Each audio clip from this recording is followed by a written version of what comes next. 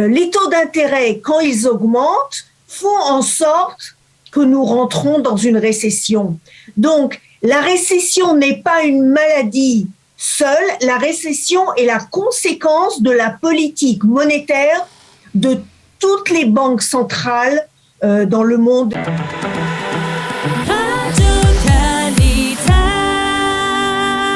Nous avons le plaisir d'être en ligne avec la professeure Élise Bréziz. Élise, bonjour, Boker Tov.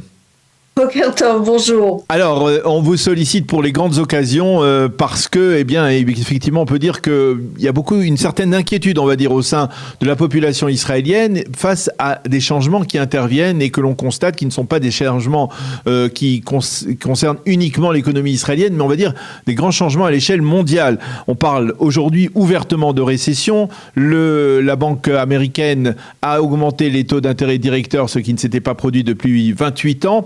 Et quand on parle de récession, et je ne peux pas m'empêcher de pas penser à ça, l'une de nos premières conversations au moment du début de la crise, du Covid, c'était de dire est-ce qu'on va retomber dans une période comme celle de 1929, de la crise de 29 ? Est-ce qu'on est dans une période de récession qui n'était pas prévue ou alors c'était prévu ? Alors c'est vrai que cette période-là n'était pas prévue parce qu'elle était prévue en fait qu'on sortirait du Covid lentement. J'ai regardé les données en 2020, nos prévisions pour 2022 est des 6% de chômage. Or, nous sommes plus près du 3% que du 6%. Dans le monde entier, c'était le cas. On est sorti très rapidement de la crise du Covid et rajouter deux crises importantes. Et on n'avait pas pensé que ça se passerait de cette manière. C'est la chaîne d'offres qui est beaucoup plus lente à se remettre parce que la Chine, elle, continue encore à souffrir du Covid-19. Et deuxièmement, le problème de la Russie et de l'Ukraine, on n'en parle pas assez, on commence à l'oublier complètement, mais ça a un effet très important sur les marchés et financiers et effectivement sur l'offre. Alors, c'est pour ça qu'en fait, nous sommes en train de revenir très lentement vers un équilibre, mais en oscillation et non pas directement. C'est-à-dire, on est passé du 20% de chômage à 3-4% très rapidement. Et donc là, maintenant, nous avons des effets du fait qu'on est allé un peu trop vite, du fait que tout est revenu très bien. Juste une précision. Est-ce que lorsque vous parlez de 3-4% de chômage, c'est en Israël ou alors c'est international ? Mais dans le monde entier, le chômage est très bas. En fait, vous avez beaucoup plus d'offres d'emploi qu'avant le Covid. Ce n'est pas pour rien. Regardez. Dans tous les aéroports, vous êtes bloqués actuellement parce que vous n'avez pas assez de gens qui travaillent. Alors ça, je voudrais essayer de comprendre pourquoi. Parce que le phénomène, il est très marquant en Israël. On va déjà plonger un peu vers l'économie israélienne. C'est très marquant en Israël aussi. On est à 3% de chômage. Mais d'un autre côté, on a des secteurs qui réclament des employés et qui ne les trouvent pas. Les aéroports, le tourisme, les restaurateurs. Où sont passés les professeurs. C'est ça le plus grand problème. Les enfants, vous n'avez pas de professeurs actuellement, on ne sait pas comment se passera la rentrée, surtout pour les tout petits. Vous êtes partout, vous avez des offres d'emploi et les gens ne travaillent pas. Et c'est la très grande question en économie, où sont passés les travailleurs ? Alors, je vous pose la question, est-ce qu'il y a une réponse ? Et on pense qu'on a pourvoyé tellement d'argent que certaines personnes se posent des questions philosophiques. Pourquoi est-ce que je fais un travail que je n'aime pas tellement ? Et donc ne reviennent pas travailler aussi rapidement. Et donc cette crise, cette mini-crise que nous aurons, parce que je ne pense pas... Non, mais attendez. Je voudrais expliquer exactement je m'excuse. Quelles sont les crises entre l'inflation et le chômage. Où se trouve-t-on exactement ? Et je vais essayer d'expliquer. Élise. Le grand problème dans le monde, c'est d'expliquer où sont les travailleurs. Mais alors justement, c'est-à-dire, quand vous dites ils ont des réflexions philosophiques, ça veut dire quoi ? Ils restent chez eux, ils préfèrent ne pas travailler plutôt que travailler avec un bas salaire ? C'est cela, et on pense surtout que certaines personnes travaillent au noir dans des travaux tout à fait autres, profs de yoga, ce genre de choses, au lieu de revenir à un travail qui était un petit peu sisyphique. Ces travaux-là, on les retrouve pas. Mais malgré tout, le taux de chômage officiel, il est de 2,9%. Non, il est un petit peu plus. Non, mais attendez, c'est rien. Je vous rappelle qu'il y a quelques années, on était avec du 5% et on trouvait que c'était très bien. En Europe, vous aviez 10%, 12% et le monde continuait. Donc là, maintenant, il y a un changement fondamental de l'économie. On ne la comprend pas jusqu'au bout. Et donc, on va devoir faire avec. Et surtout, moi-même, on s'est tous trompés sur la rapidité de revenir à un état normal. On parlait en 2022 avec un grand plaisir du fait qu'on serait au 6% de chômage. J'ai regardé à nouveau les données de 2020. Nous sommes à moins de 4% et si rapidement. En plus, une autre petite remarque, on avait dit que si on avait 5-6% dans le budget, eh bien, on serait très content. Eh bien, actuellement, on est même positif. On est à 0% on est même en excédent dans le budget. Donc, vous voyez, beaucoup de choses ont changé.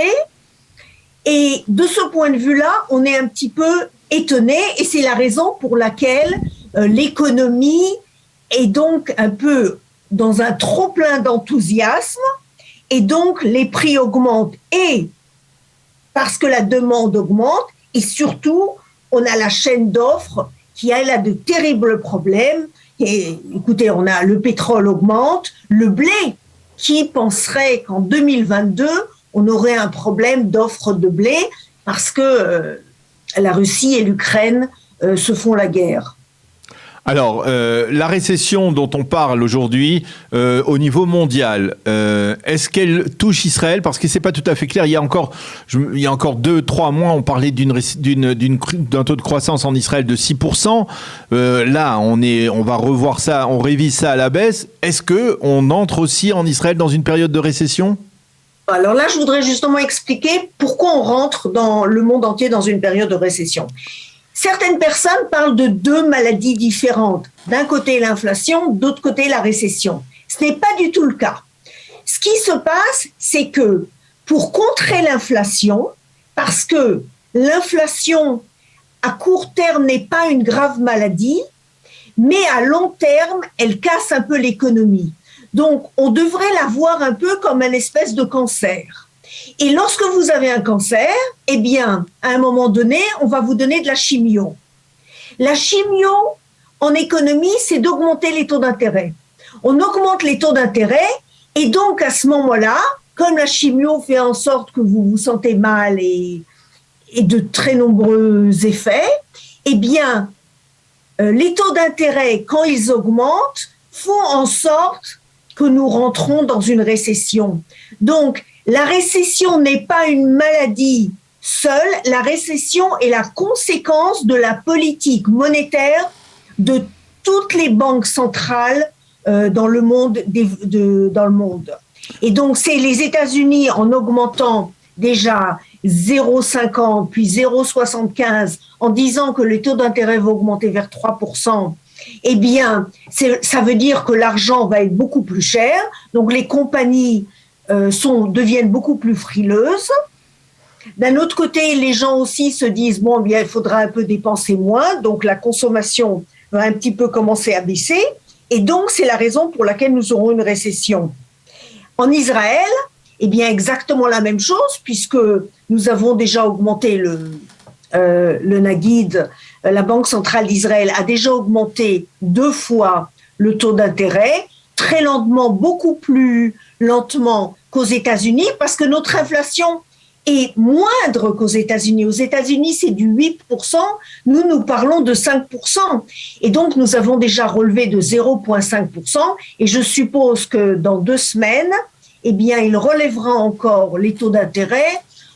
Je suppose que ce sera entre 0,4 et 0,6. Et donc, en Israël aussi, nous avons exactement le même effet qu'aux États-Unis et que dans les autres pays, exactement comme le fait qu'une chimio influence de façon très claire une personne. Je voudrais essayer de comprendre peut-être une forme de contradiction. D'un côté, comme vous l'avez dit à l'instant, on se retrouve dans une période de récession. D'un autre côté, il y a par exemple celui qui se promène aujourd'hui en Israël, qui veut passer un Shabbat par exemple dans un hôtel, eh bien il va voir que les prix ont grimpé, mais pourtant tout est plein. Tout est plein. Absolument. Alors, comment on explique ça ? C'est la raison pour laquelle on doit faire quelque chose pour faire baisser l'inflation. C'est parce que vous avez une énorme demande. Les gens ont reçu de l'argent pendant le corona. On est arrivé à faire en sorte... Je vous rappelle qu'à l'époque, ce qu'on avait peur, c'est que les gens n'auraient pas d'argent et donc souffriraient énormément. Or, on a dépensé, on a donné de l'argent à tout le monde.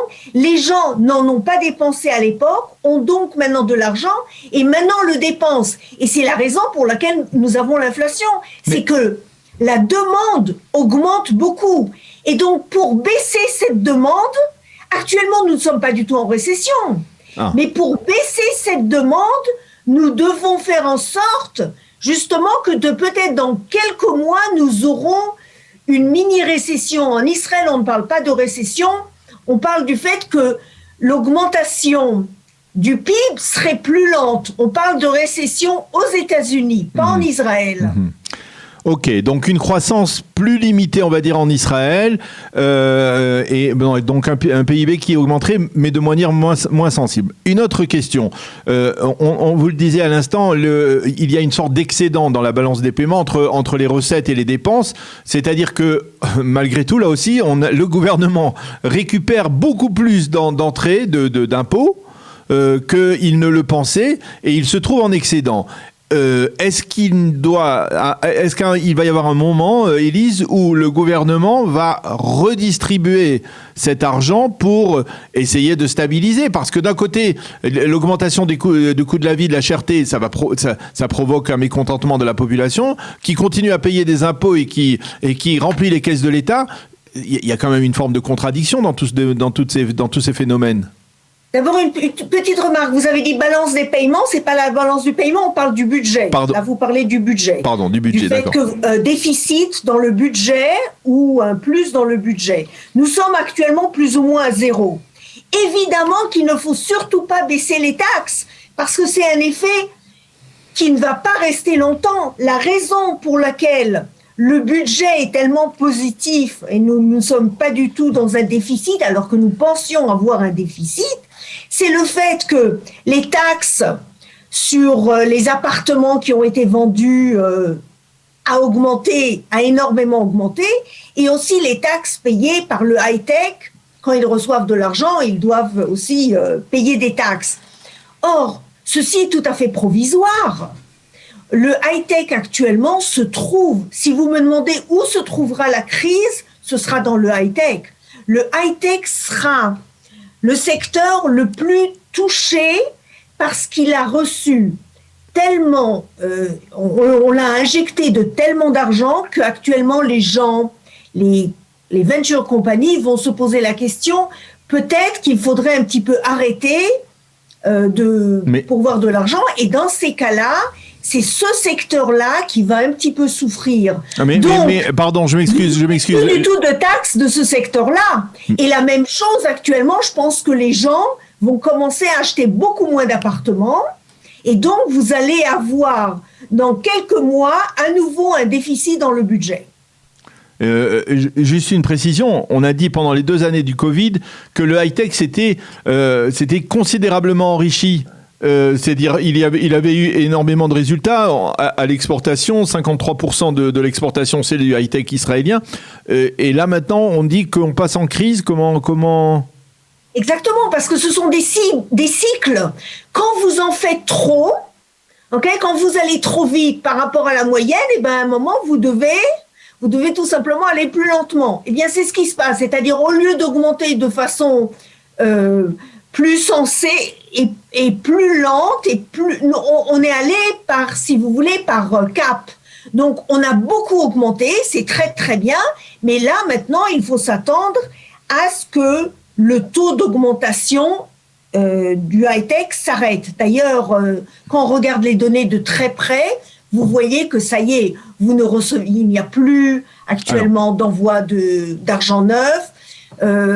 Les choses commencent effectivement à se tasser là-bas, et donc le secteur du high-tech ne sera plus la locomotive. Nous perdons là une locomotive. Est-ce qu'on trouve une autre locomotive peut-être à travers les énergies, et le gaz en particulier? Parce que regardez, il y a aujourd'hui, en raison de la guerre, parce que la guerre effectivement ça a déréglé, on va dire, une partie de l'économie, la guerre en Ukraine a déréglé une partie de l'économie mondiale, mais là Israël n'a pas été tellement affecté, puisque par exemple, vous parliez du blé, Israël achète son blé, enfin sa farine aux États-Unis et pas en Ukraine, et Israël dispose de réserves de gaz qu'il peut maintenant commercialiser, comme on l'a vu la semaine dernière avec l'accord qui a été conclu avec l'Égypte et l'Europe, qu'il peut commercialiser vers l'Europe. Alors, est-ce que finalement on ne pourrait pas sortir gagnant de cette situation en Israël? Pas exactement, parce que quand vous exportez des matières premières, vous n'avez pas vraiment de valeur ajoutée, mais nous devons remercier probablement le bon Dieu d'avoir du gaz. Et aussi l'économie politique, et là il faut avouer, des gouvernements précédents qui ont forcé l'économie qui était un peu frileuse à propos du gaz, à dire non, il faut l'exploiter maintenant et pas plus tard. Là, nous avons une chance incroyable, c'est la raison pour laquelle les prix chez nous de l'énergie n'augmente pas autant et augmente très peu. Et donc, de ce point de vue-là, nous sommes un pays gagnant par rapport aux autres, c'est tout à fait clair. Mais notre... on ne peut pas dire que le PIB va augmenter autant qu'on aurait pu penser. Et puis nous avons une autre mini-crise, c'est la crise politique, on ne peut pas l'oublier. Je crois il n'y aura pas de budget prochain rapidement. Et là, c'est dommage. Bon, alors, c'est pas une grande crise, c'est pas la guerre Ukraine-Russie, mais cela va affecter l'économie israélienne et peut-être aussi l'Iran. On parle, c'est pas très clair ce qui va se passer, mais cela peut augmenter le risque en Israël. Eh bien, professeur Élise Brézis, merci beaucoup pour toutes ces réponses à des questions qui montrent d'une certaine manière une forme parfois d'incohérence de certains mouvements, on va dire de mouvements économiques auxquels on assiste aujourd'hui, avec une certaine préoccupation, il faut dire, de la part des Israéliens lambda, on va dire, et même au sein de la communauté internationale. Merci beaucoup d'avoir accepté de répondre à nos questions ce matin. Bonne journée, à bientôt. Au revoir.